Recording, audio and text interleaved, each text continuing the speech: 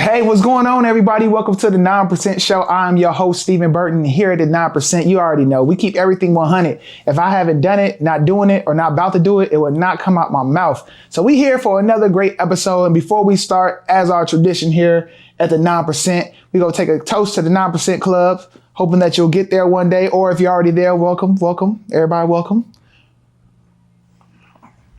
Ooh, all right. Tastes good. I'm ready to rock now.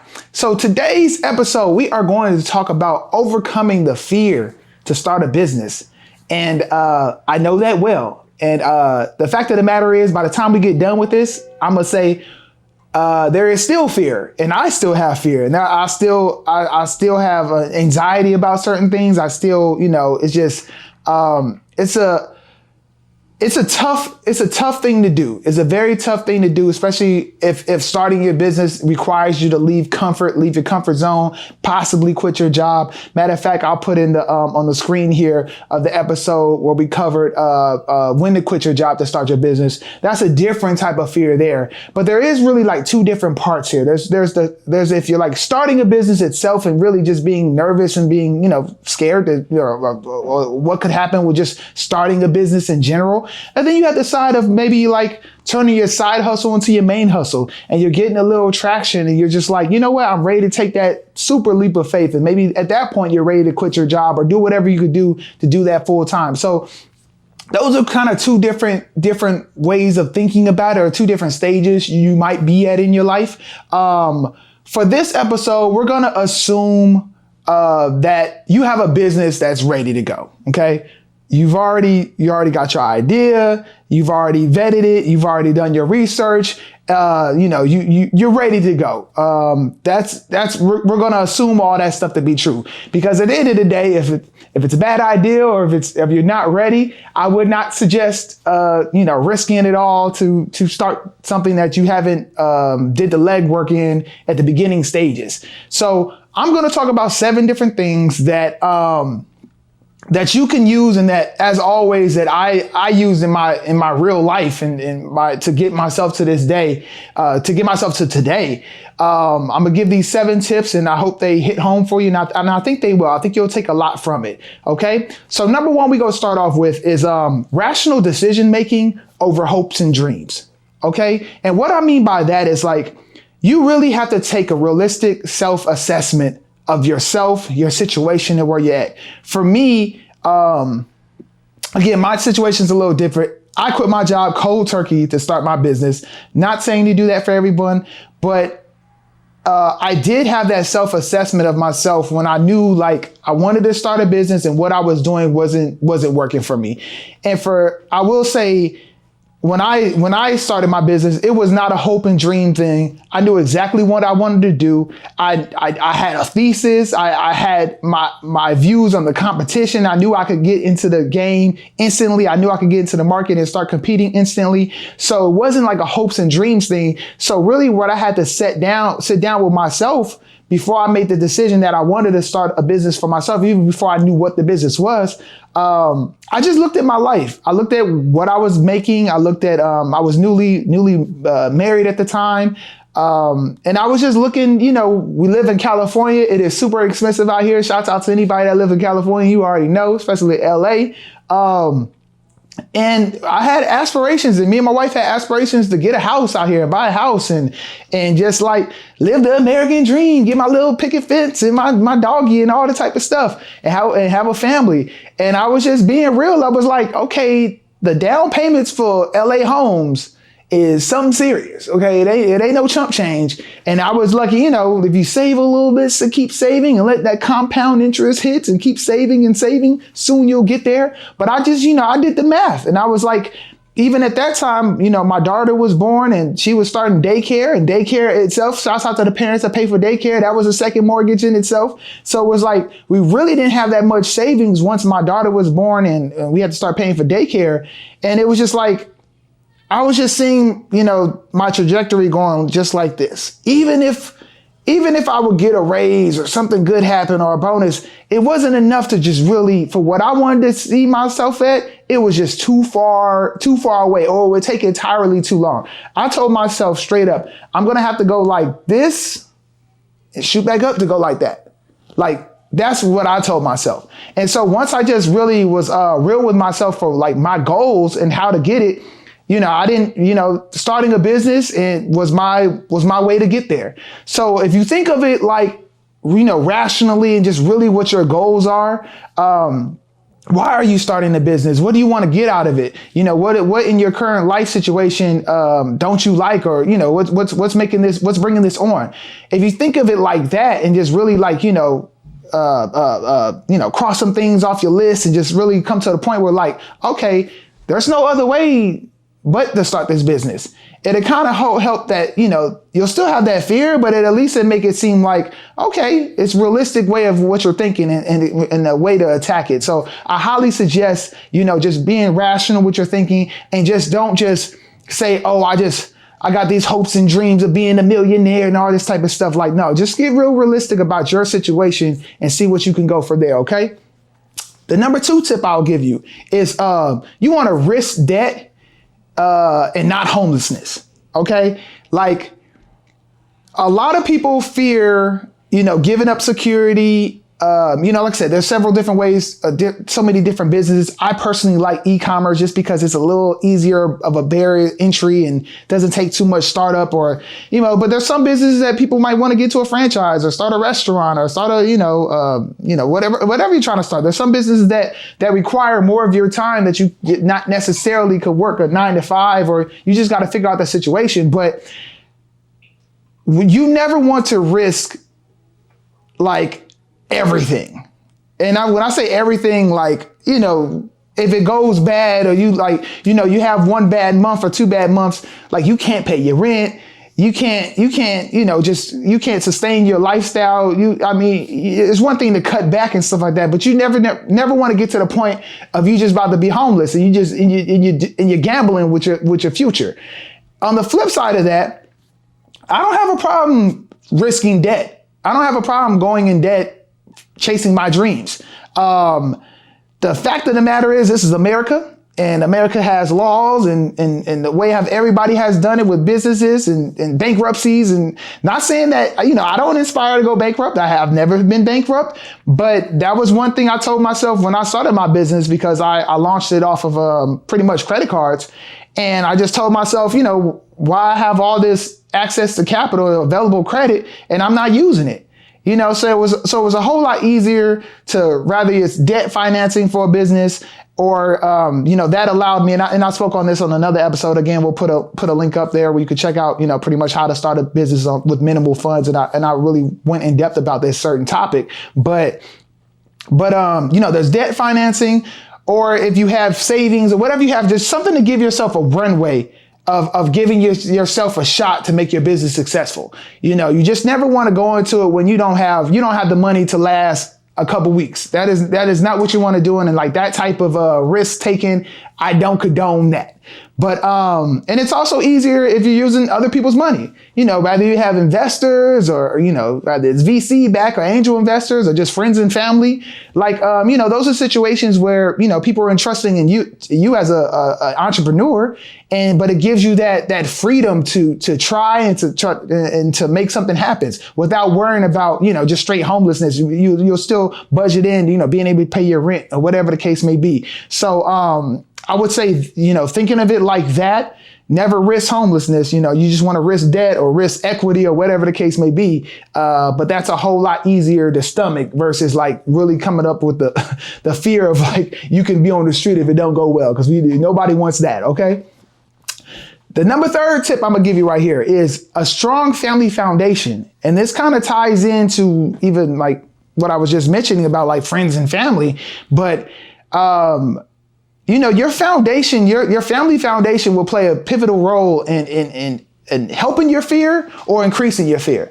If you don't really have a supportive household or a supportive opposite other or a spouse, it'll make it really, really tough to make these decisions. If someone doesn't believe that you have the skill set to be an entrepreneur, to start a business that doesn't support your business idea, that's just another layer of fear that's going to be there because you have somebody in your ear that doesn't believe in you. But also a solid family household maybe your spouse or your opposite other, maybe they can hold down, more of the bills while you chase your dreams. I had situations where I know of people that, they allowed, it was one person's turn to chase their dreams and the other person worked while they tried to get it. And then, years later, it was the other person's turn and they chased some dreams while they worked and tried to figure it out. So I would say, having that family structure and a solid foundation is really key to like lessening the fear, because like I said, 9 times out of 10, the fear is all financial based and it's all like what ifs this doesn't go wrong and how I'm going to pay my bills, how I'm going to pay my rent. That's what it's surrounded about, with majority of fear of starting a business, a majority of fear of like, taking your side hustle to your main hustle. So I will really make sure your family foundation is strong. For me, I have a really supportive wife. I've always had one. She's always been supportive on everything I do. Right now she actually works in the business as well. And, it's turned into a family business, and the business is able to support a lot of things. But at the beginning stages, she worked a regular job and I depended on that to help, help pay our household bills. It helped, lessen the burden on me and what I had to bring home. So, it allowed me the opportunity to grow and allowed me the opportunity to, to see if I could make this business flourish. And once it did, we hit a home run and we still running to this day. So it's been all good. But so that's why I say that's a piece that a lot of people don't think about when starting a business, but like really your family foundation is super, super important. Okay. Number 4, the importance of co-founders and business partners. This is something, honestly, I wish I had. I'm a solo founder. I did not have any support from that standpoint. But I do understand the importance of co-founders and business partners. You need to find the right one, but going at it alone and it is a hard thing. It's a very hard thing. I mean, you're talking about going at not only going at your business alone and dealing with the business itself, but going at it in the mentality, the mental pressure and the psychology of it all.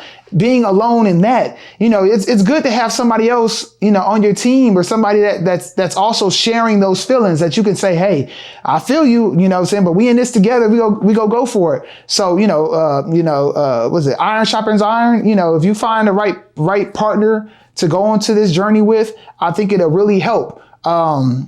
There's actually a lot of, if you're trying to go the investor route or like VC route, a lot of venture capitalists, they won't even invest in businesses without co-founders. Which, like I said, which is understandable. I totally get it. But finding the right co-founder is key. Finding the right business partner is key. For me, it was always challenging and sometimes still is. But you really want to find someone that supports you and does the things that you're not great at.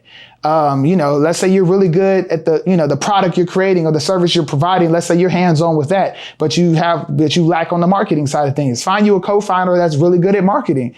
That doesn't care about being in front of the camera or being, that PR, that mouthpiece, while you can focus on the product itself. So finding the right support there not only helps your business chances, I believe, but also, just overcoming the fear of starting a business or taking that leap of faith to go even further in your business. Like just not knowing that you're not in it alone. That's a real big key. Okay.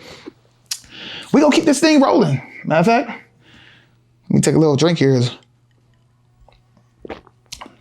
I am speeding through these things, but I hope y'all catching all these vibes and these gems that I'm giving, because this is some good stuff right here. So the next thing we're going to talk about is surrounding yourself with positivity. Okay. This is more so, for everything. I was going to say more so when you're about to quit your job. And this is it takes me back to when I quit my job. Like I surrounded myself with positivity. But even when you have a business idea and you want to start a business, whether if it's a little side hustle, whatever the case may be, man, you want to surround yourself with positive people, positive thoughts, nothing negative. Nothing that's going to second guess what you're doing.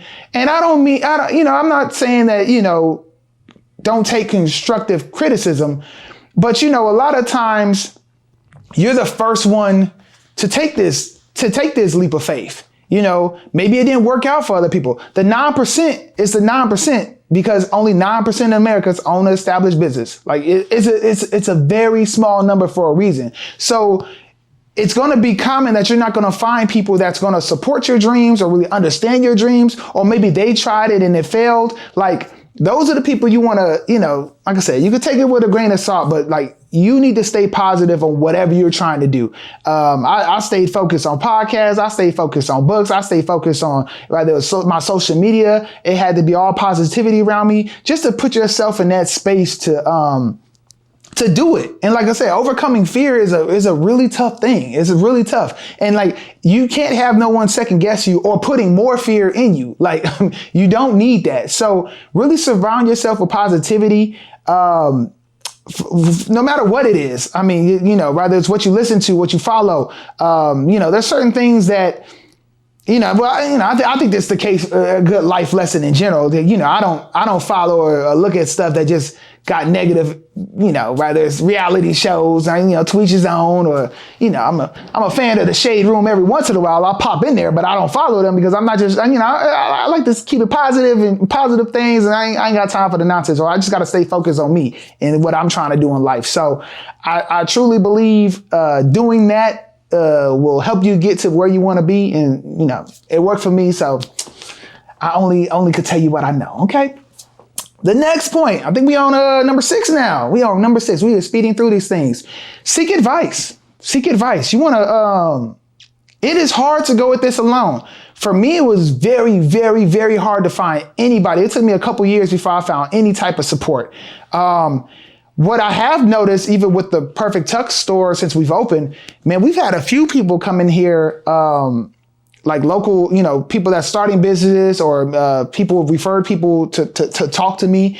And I love when that happens. And what I've realized with people that I'm in, other business owners and other founders, is people are willing to give you advice. People are willing to like talk to you. Like it's like, I'm talking about don't strive for that social media guru or whoever that gets paid to speak and got millions of followers and you try to drop in the DMs. I'm not talking about that stuff. I'm talking about like literally going to your local strip mall and hopping into a business. Maybe you see something that a business type you want to get into, or maybe just something similar, or maybe it's just like talking to anybody. Like those are the type of situations where you can go into and really find some open-minded people, your local chamber of commerce. I mean, whatever you can find from a local standpoint, I can't stress enough. I will really seek that advice, because talking to someone that has done it, has walked in your shoes and know exactly what you're feeling, know exactly how to conquer that.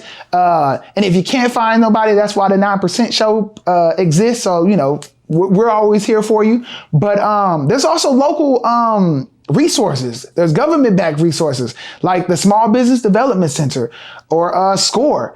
If you go to score.org, you'll find your local SCORE office. Before I started my business, I actually took a good amount of workshops from SCORE, and SCORE is really great because it's a lot of retired business people that, so let's say you want to start a restaurant, they'll actually link you up with other people that started restaurants and maybe they sold their business. So you'll be able to link up with like mentorship right from the gate. But they also do a lot of good workshops. I remember taking a workshop on how to write a business plan, how to work QuickBooks, all type of workshops that they had, like just starting a business ABC. Like it was just, those, and they're free resources. I mean, some of the workshops might have a small fee a part of it, but as far as the mentorship and all that, that's all free. Also the Small Business Development Center. I got more, connected with them after I started my business, but that was my first mentor. I mean, it was somebody that could come to my office, sit down with me, look at my numbers, see what's going on, do quarterly check-ins with me. Like that stuff was vital. But they have a lot of resources before you're thinking about starting a business. Or, I mentioned people coming into my store and talking to me about the business they're launching. One person, husband and wife duo that's opening a franchise right now. Someone from the Small Business Development Center suggested they come speak to me. And so they knew I was going to be open, and, I answered anything they could, and I'm still supporting, everything they do.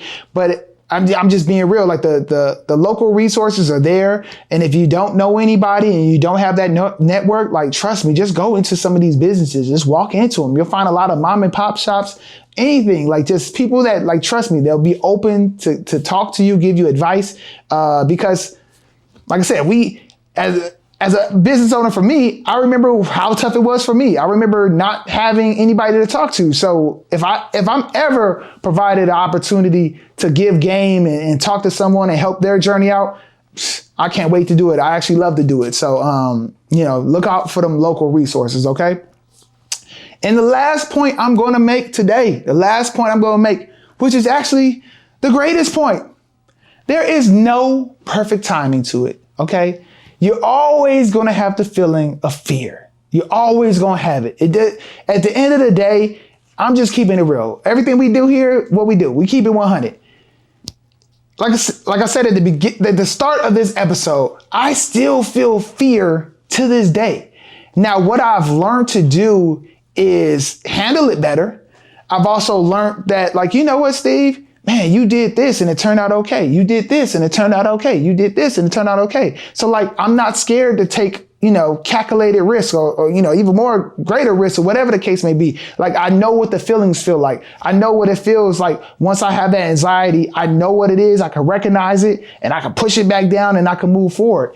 But the fact of the matter is, like, nothing's going to change. Rather you say, oh, I'm going to start my business a year from now. Oh, I'm going to save a little bit more money. Like, there's always something that's going to happen in life. You're always going to be nervous of money running out, of your business not being a good idea. Control the things you can control and make sure, you're putting your best foot forward on your business idea.